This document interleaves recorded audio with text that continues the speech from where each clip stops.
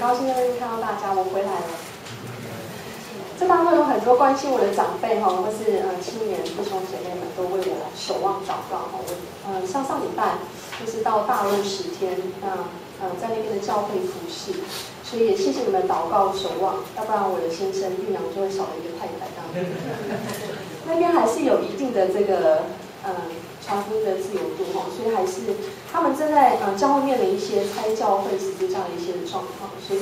也是非常的不容易。那我觉得我在那边的服侍，我非常感动的是看见那边的年轻人，那边的教会也是被神所拣选，被神所使用，而且在那个地方兴起许多年轻人，他们起来愿意服侍他们渴慕神的心让我非常感动。我们那一班就22个学生，然后他们年龄大概20到30岁所以非常不容易看到那个地方那个教会被神所使用。好，那我们今天一起来领受神的话语之前，我就一起来祷告。主，我们谢谢你，我们都是蒙恩的罪人，能够在主你的里面被你所拣选，是何等的有福。主啊，我们甚至是说自己是不配的，但是主你的恩典何其的宝贵。求你开通我们的耳，使我们能够聆听神你的声音，开我们的眼，使我们得以看见你的丰盛慈爱。求你吸引我们，使我们快跑来跟随你。主，愿你圣灵此刻也在我们的当中，引导我们明白神自己的话语。我们同声有声无声的祷告，是奉主耶稣基督的圣名。阿们。大家还记得上礼拜牧师提到很宝贵的功课生命的操练。牧师有提醒我们，生命的操练包含了几个面向，有品格，有行为，有属灵的操练，并且我们都需要改变。但是难处就在于，我们是处在一个属世的世界当中，一个不完全的世代的当中。属灵的人要在一个不属灵的环境当中，我们要怎么样活出来呢？这是面临很大的一个挑战我面临的是一个张力，一个困境。我们理想当中期待活出一个基督徒的生命，但是确实我们的周围却都不是基督徒这样的一个身份。你会不会想说，哎呀，保罗时代或是耶稣时代的使徒门徒，他们会不会状况容易一些呢？不，他们所处的时代或许跟我们的时空背景不太一样，但是他们那个时候也在遭遇他们的困境，他们环境上面的一些迫害就像我们现今我们说，我们所处的世代，一个1世代的挑战，也受到很多后现代主义的影响，强调个人中心主义，人跟人之间的关系疏离等等的状况，非常的不容易。回过头来，我们要一起来思考，基督徒与非基督徒有什么分别呢？当我们说我们自己是基督徒的时候，又怎么样能够活出一个属基督的盼望呢？我们今天要透过提多书这一段给我们的提醒，我们一起来看看提多的背景是什么。好，我们看见提多书呢，其实就是一封信。那这封信就是保罗写给提多的一封信我们说新约书信有27卷书，当中就有21封是这个书信的格式，那13封就是保罗书信的所以保罗写信给很多的教会。所以呢，这13封写给各地的教会，可能是用教会的命名，有哥林多教会、以弗所教会，甚至是提摩太所以这当中很多都是跟教会正在面临的一些状况、一些的牧养的关怀有关，所以又称为这个教牧书信。那我们看看提多是谁呢？提多其实他是一个希腊人保罗跟提多不同，保罗是希伯来人，但是保罗承认提多跟他的信仰是一样的，所以在这个信的一开头当中，如果我们回去看这个提多书第1章的话，就会发现他写说，耶稣基督的使徒保罗写信给谁谁谁这纯粹是为了克里特教会有一些不认识保罗的信徒能够认识他这样子。所以我们看见呢，保罗跟提多他们2个人其实是多年的同工。提多很可能就是保罗第2次宣教的时候旅行到这个使徒的团体当中。那保罗称这个提多是照我们共信之道做我真儿子的，也就是说他把这个提多看得像自己的孩子、自己的儿子提多跟提摩太的很多的地方都相同，所以我们看见这两个年轻人都是保罗引导他们能够在信仰上面有所成长，而且他跟保罗其实是多年的同工，在保罗旅行布道的过程当中，有相当长的一段时间，他们一起服侍。那保罗在写给哥林多教会的第二封信当中，也就在哥林多后书有提到第2章这边提到了提多9次，就是提到说，他们一起服侍的一些的过程，或是在哥林多教会服侍的时候，有2次提多负责收奉献，要给这个耶路撒冷的信徒。那我们接下来我们来看看这个格里底这个地方，也就是提多所在的这个教会，格里底吼。好，格里底其实就是现在的所谓的克里特岛。克里特岛在哪里呢？好，我们等一下会有一个箭头出现这样子。好，其实这是地中海的第4个大岛也就是主前的67年，这个小小的岛在这个地方，对。在这个岛呢，主前67年的时候被罗马人所占领，所以后来就是罗马人占领之后，跟一些的基督徒，他们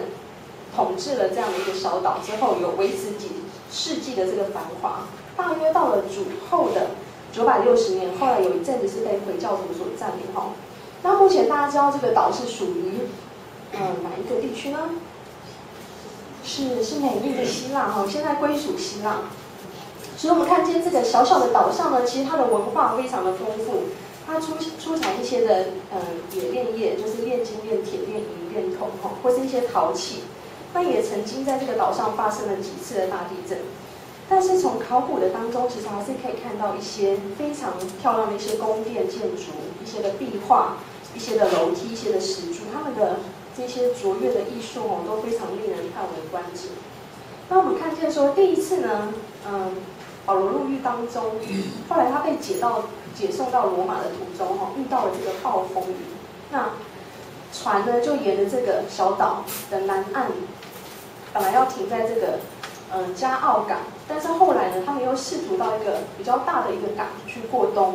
后来但是这个浪太高所以后来飘到这个克里特岛的西南岸的一座岛搁浅。所以也就是在这一次的搁浅的当中，我们看见说保罗跟提多他们就在这个小岛上面开始了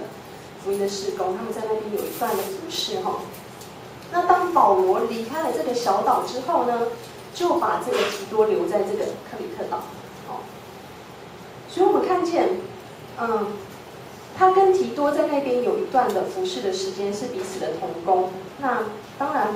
提多对于保罗的这些教导是非常熟悉的所以这些的教义对他来讲其实并不陌生的。那我们来看看现今的克里特岛，其实现在希腊变成是一个非常漂亮的一个地方，也就是一个观光胜地。但是我们看见当年呢，提多在这个小岛上可能是比较贫瘠的时候，他们面临许多的挑战保罗其实对提多非常的关怀，而且肯定提多虽然年轻，但是他肯定他的教导、属灵的成熟度，还有他的领导力。那保罗把他留下来，就是给他一个重大的责任，要他去带领这一群不成熟、自私、结党纷争的基督徒，怎么样去活出一个生命的见证。所以提多在这个小岛上面，他其实自身也体会到许多的试炼、失望，他体会到基督徒的身份是何等一个不容易的角色。所以保罗写了这一封信，为的目的就是要鼓励提多还有克里特教会的信徒呢，关于基督徒的责任，还有就是身为基督徒身份这样一个重要性。我们来看见提多书今天所读的第3章有几个非常宝贵的提醒我们把它整理的时候会发现它其实非常有结构性的。保罗在写的时候，我们看见 A 段跟 A 段的时候会有一个对应，是一个提醒的部分。那 B 段其实回应到 B 段的部分，就是我们的过去还有我们现在的身份，等一下我们会详细的说明。C 段的部分提到神的作为，还有圣灵的作为，为的目的就是要使我们重生的喜，还有圣灵的更新。那我们会先从最外围的 A 段开始来谈起。A 段谈起的呢是基督徒的7项责任，基督徒的7项责任，我们一起来念第3章的1到2节。1到2节，请你要提醒众人，叫他们顺服做官的，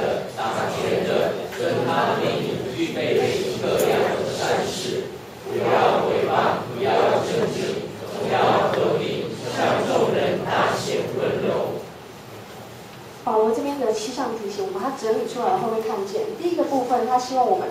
顺服做官的掌权的；第二个是遵命做官掌权的哈，顺服跟遵命这2部分。他说你要提醒众人，不管是基督徒是非基督徒，如果是在教会的当中，你就要这样子去提醒他们，要顺服做官掌权的，遵他的命令。保罗这边的论点是说到，耶稣同样在属世的过程当中，他一样纳税，所以耶稣也是遵守这个世俗一些规范的部分，并不是刻意去违抗命令。如果我们要详细的一点去看保罗他的理由，为什么要我们去顺服做官掌权的，要遵命我们可以翻开罗马书的第13章，罗马书第13章的1到5节，有比较详细的说明。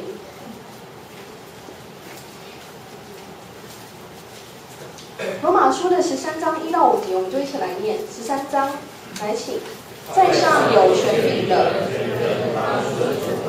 因为没有权柄是属于上帝的，凡掌权的都是上帝所命的，所以抗拒掌权的，就是抗拒上帝的命，抗拒了必自取刑罚。做官的原不是叫行善的惧怕，乃是叫作恶的惧怕。你愿意不惧怕掌权的吗？你只要行善，就得他的称赞，因为他是上帝的用人，是你有益的。你若作恶，却当惧怕，因为他不是空空的废械，他是上帝的用人，是深渊的，刑罚那作恶的。所以你们必须顺服，不但是因为刑罚，也是因为良心。好的，谢谢大家。我们来看见的是保罗提醒的7大理由，为什么要顺服在上的掌权者。他提到在上的权柄是神所命令的。第二个呢，抗拒权柄就是抗拒神。他是提到说，这一切若不是神所应许、神所允许的，一切都不会发生。但是最终还是神在掌权。那第3点是提到反对权柄的，就是自取刑罚。第4个是律法并不是给行善而是给这些作恶的，所以律法的功用并不是来规范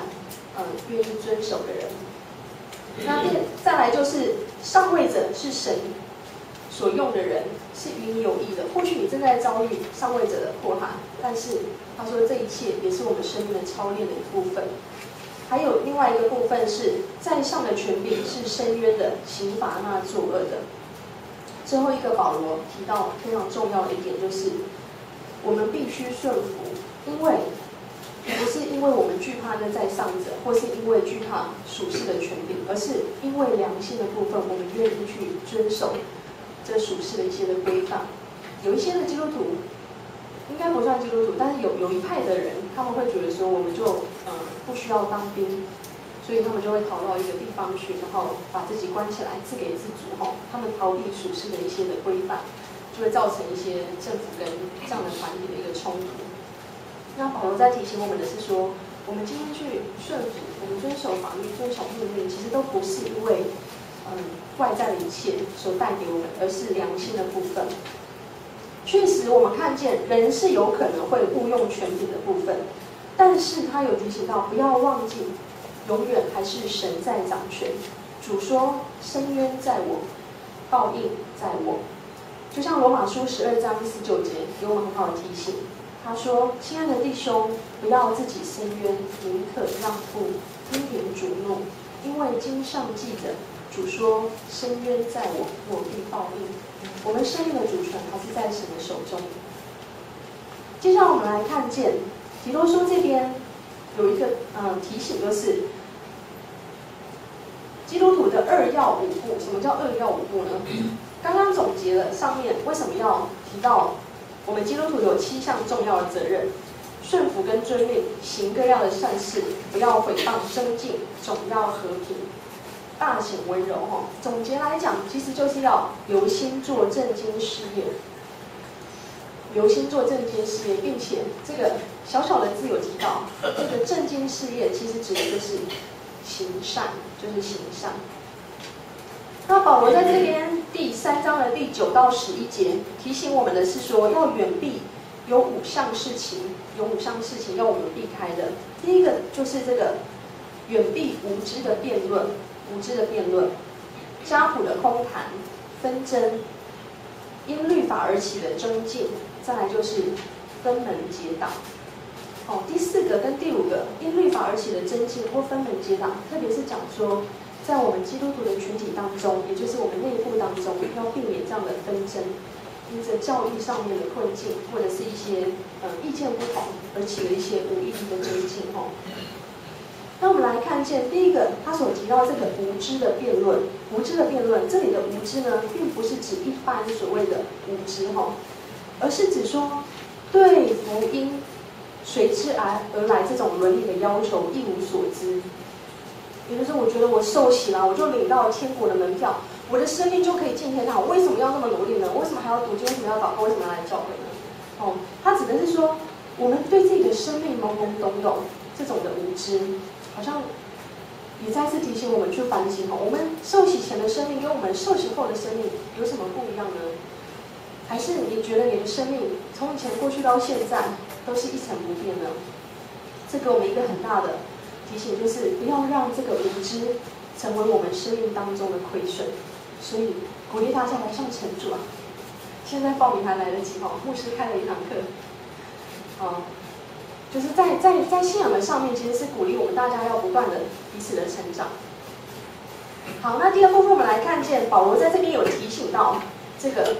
争论、辩论，无意义的争论、辩论，其实是就是没有帮助，并不能帮助我们进入神的国，或是叫人得益处，成为见证的。所以他提到这种纷争，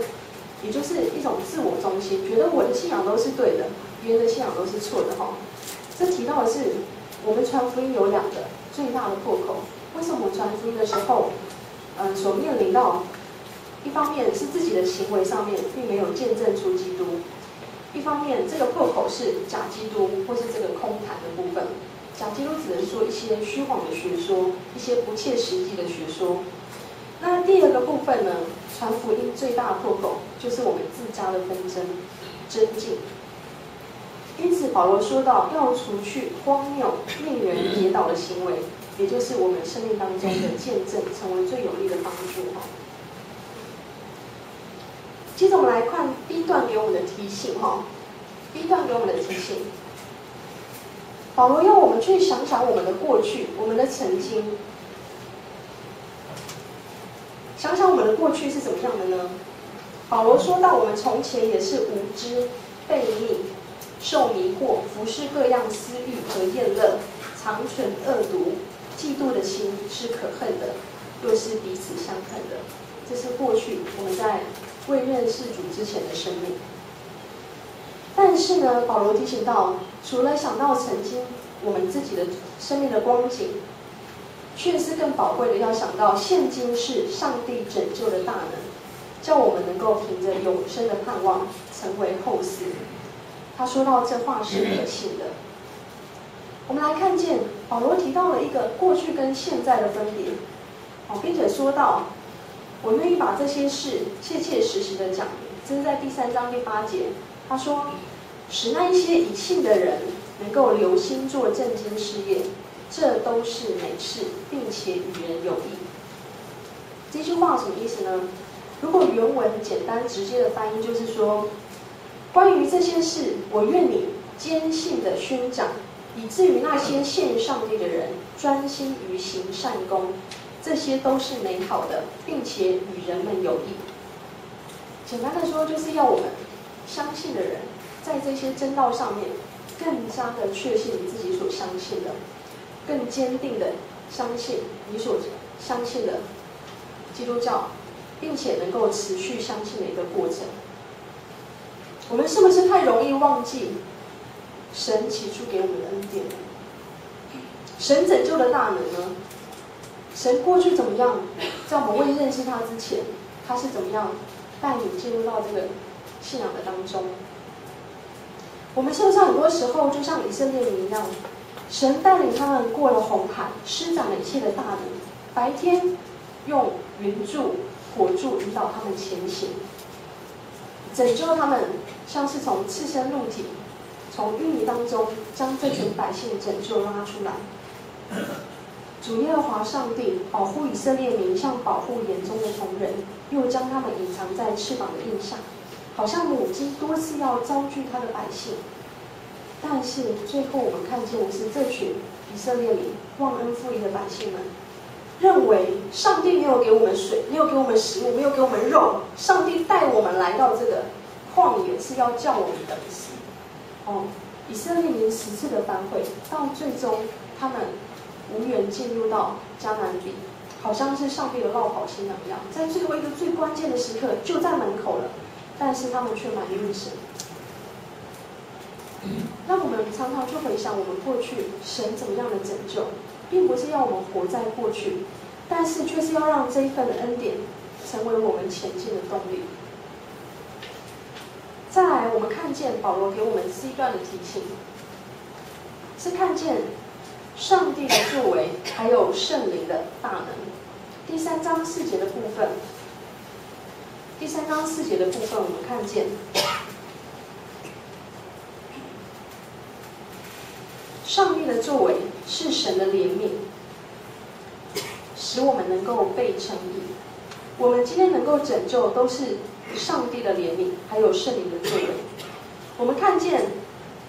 这4个部分呢，我们看见从第4节到第7节的部分，就会看见这当中看见了一个救恩的显明，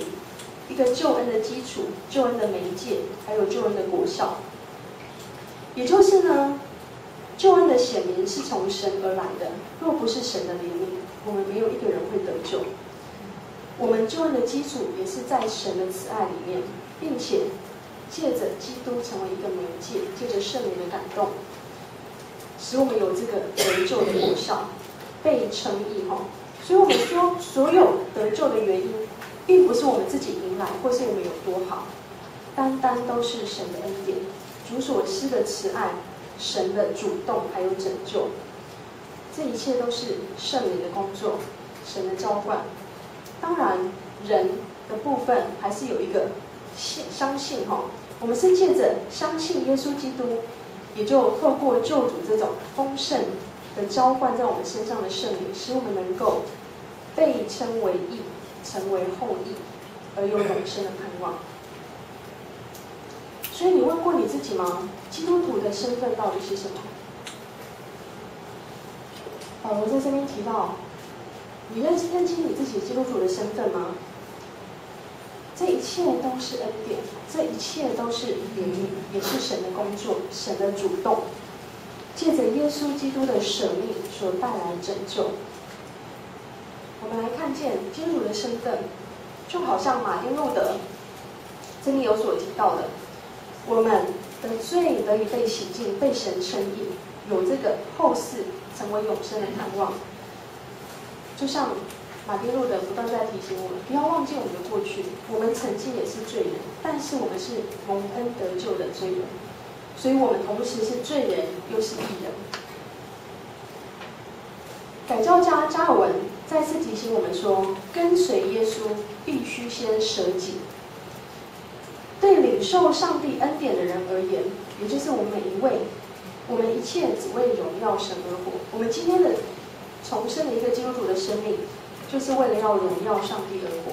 因为我们都是白白领受这一份恩典的人。所以我们说因信称义，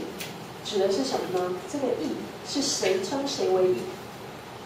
是我们被上帝称义。简单的来说，义就是指上帝的性情，通过上帝的启示还有律法显明出来，这个义就是上帝的性情。所以我们说合于义，也就是上帝看为对的事情。现代的译本里面重新的翻译是说，上帝使人跟他有合一的关系，上帝使人跟他有合一的关系。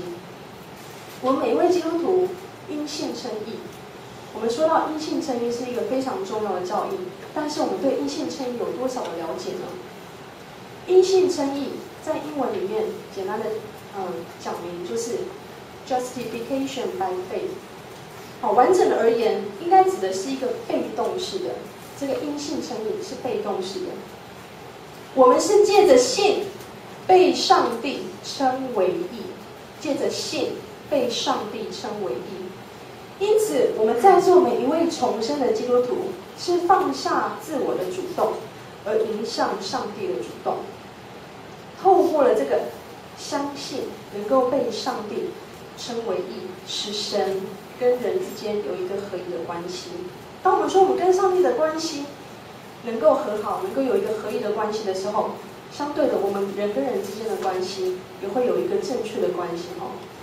这一切的改变，都是借着保罗这边所提到的，透过了这个重生的喜，还有圣灵的更新。重生的喜，还有圣灵的更新。所以，当一个基督徒最宝贵的地方，就是我们能够因信称义，因着神的赦免、神的拯救，使我们这不配的人能够重新得着这样的一个恩典。我们一个被更新的人，能够成为神的后嗣，凭着这个盼望来承接永生。我们说到，这是一个持续相信、持续更新的过程，成为一个在主里面的新创造。大家非常熟悉的一个经节，哥林多后书5章17节。哥林多后书5章17节，我们一起来读一下。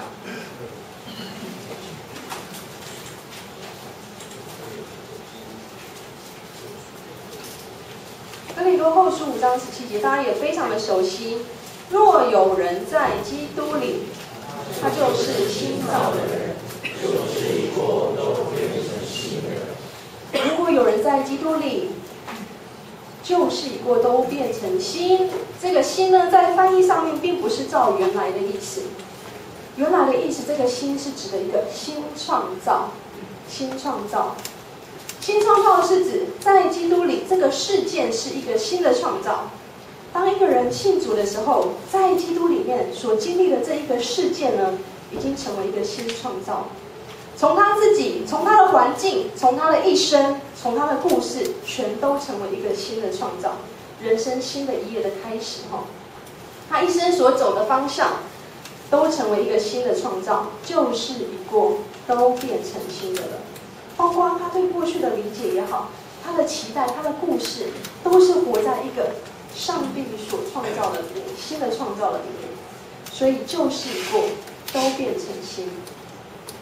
回过头来看，我们来看保罗他写给提多这封信呢，最主要的目的就是要提醒提多还有克里特的教会，你们有一个基督徒的新的身份，一个新创造的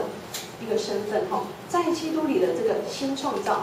你们要负起传福音的使命，还有这样的一个责任。不要在克里特这种异教的文化之下，去放低了你成为基督徒的标准。不要随着文化世俗潮流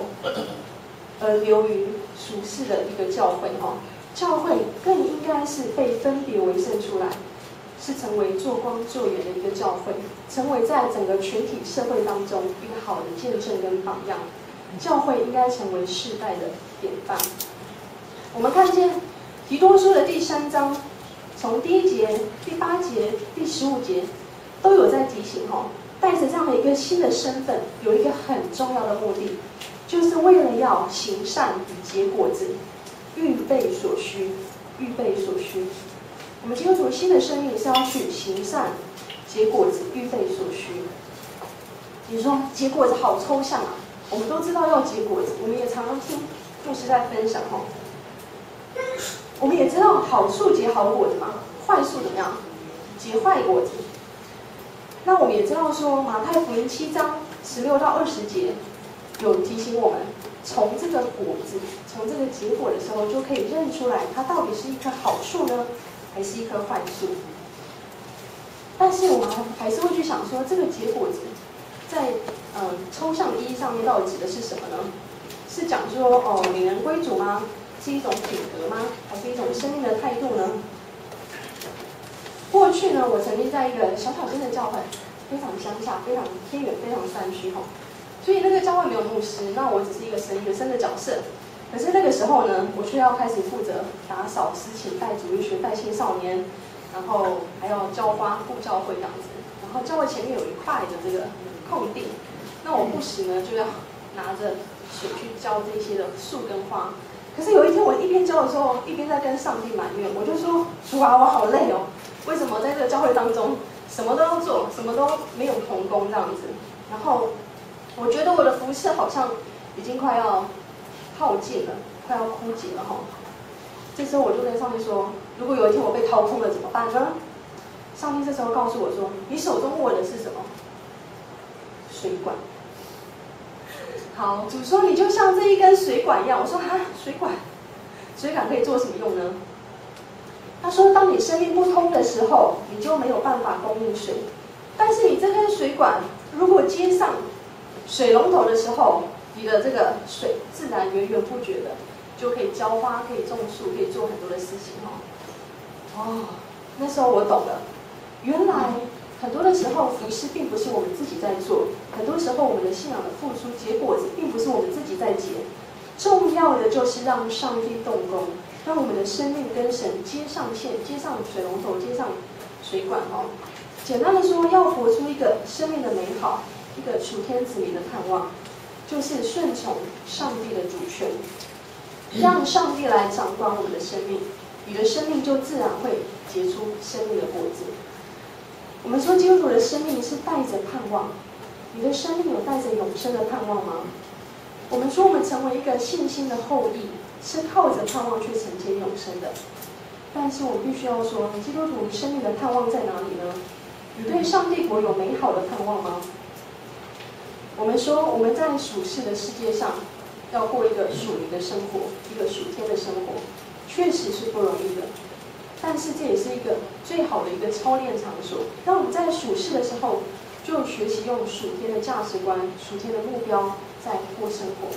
你今天都不读经、不祷告，有一天你到天堂会不会不习惯呢？大家都在读经祷告的时候，好，所以我们看见说，这个盼望也就是让神来掌管我们的生命。无论你现在所处的环境，你所发生的事件也好，你要人相信上帝是爱你的，愿神的旨意成就在我们身上。亲爱的弟兄姐妹们，你是否愿意你的生命成为他人的造就还有见证呢？跨出了这个礼拜堂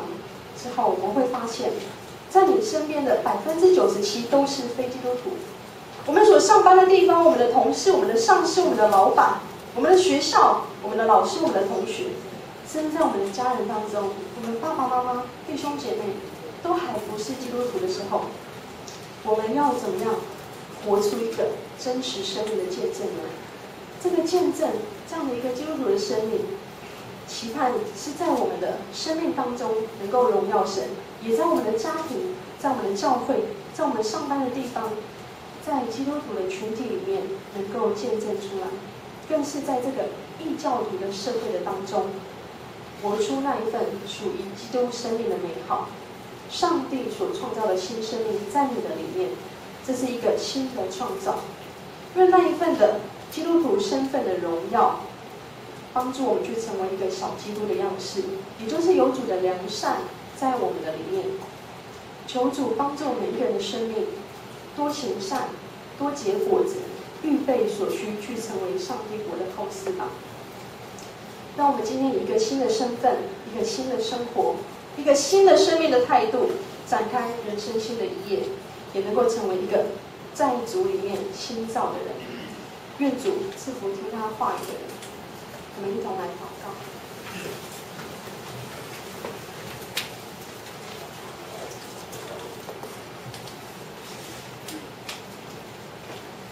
亲爱的主，谢谢你，主啊，是你的爱拣选我们这不配的人。主，你这白白的恩典，让我们再一次战战兢兢来到神你的面前。主啊，谢谢你不看我们的过去。主啊，你呼召我们走你恩典的道路。是的，求你帮助我们，没有忘记这起初的爱，这至极的爱。主，我们谢谢你，透过提多书带给我们的提醒，让我能够活出基督徒真实的身份。主啊，我们只有单单再一次将自己放在主你的手中。求神你使我们的生命成为美好，谢谢你，这样我们的生命是充满从你而来的盼望，使我们借着爱子耶稣基督你的宝血得蒙赦免，过犯得以赦免，我们的污秽得以洗净。主，我们谢谢你为我们穿上病，用我们的一生来回应主你的爱。主啊，是的，求你教导我们，在这属世的日子里面，有从你而来属天的眼光与智慧，叫我们知道怎么样与外人相处，使我们的生命能够多结果子。主啊，谢谢你，使我们立志行善，都是为了要使你的名得着荣耀。奉主耶稣基督你宝贵的圣名，我们同心的祈求。阿们。